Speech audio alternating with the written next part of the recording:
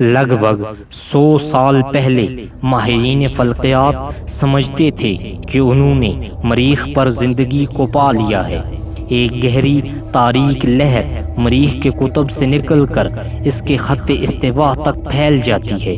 وہ سمجھے کہ یہ بہار کے موسم یعنی سپرنگ ٹائم ویجیٹیشن کا عمل ہے جو پورے سیارے میں پھیل رہا ہے۔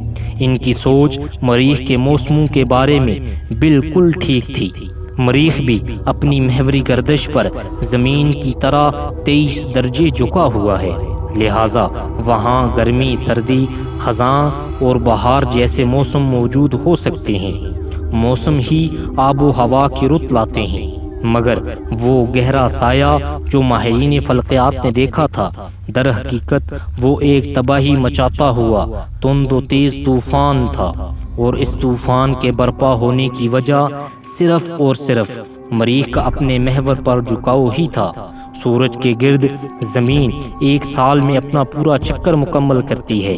جنوری کے مہینے میں شمالی کرے کا جھکاؤ سورج سے دور ہو جاتا ہے، جس کی وجہ سے سردیوں کا موسم شروع ہوتا ہے، جبکہ جون کے مہینے میں اس کا جھکاؤ سورج سے قریب ہوتا ہے، جو گرمیوں کے موسم کے شروع ہونے کا سبب بنتا ہے۔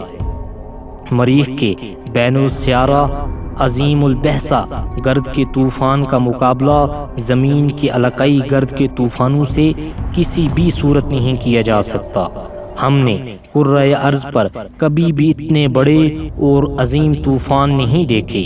مریخ کا اپنے محور کے گرد جھکاؤ لگ بھگ اتنا ہی ہے جتنا کہ زمین کا ہے، اور مریخ پر بہار کے موسم کی شروعات کا مطلب بین السیارہ عظیم البحثہ طوفان کی آمد ہوتا ہے۔ مریخ کی سطح گرد و غبار کے غضبناک ذرات سے ڈھک جاتی ہے۔ زمین پر بھی گرد کے طوفان آتے رہتے ہیں، کبھی کبھی یہ نہایت المناک بھی ہو جاتے ہیں اور پورے کے پورے شہر کو اجاڑ کر رکھ دیتے ہیں۔ 5 جولائی 2011 میں امریکی ریاست ایریزونا میں ایک نہ رکنے والا طوفان 5000 فٹ اونچی گرد کی دیوار نے فینکس شہر کو تہس نہس کر دیا تھا۔ دن میں رات کا سما ہو گیا تھا۔ ہزارہ ٹن گرد نے شہر کو ڈھانپ لیا تھا، مگر یہ تباہی اور بربادی صرف ایک علاقے تک ہی محدود رہی تھی۔ مریخ کا طوفان پورے کے پورے سیارے کو ڈھانپ لیتا ہے۔ مریخ پر ایک دفعہ گرد کا طوفان شروع ہو جائے تو پھر وہ آسانی سے نہیں رکتا۔ اس کے گرد بار بار ان طوفانوں میں استعمال ہوتی گرد ہے، جبکہ زمین پر جب طوفان اٹھتا ہے تو وہ آخر کار کہیں نہ کہیں پہنچ کر زور توڑ دیتا ہے۔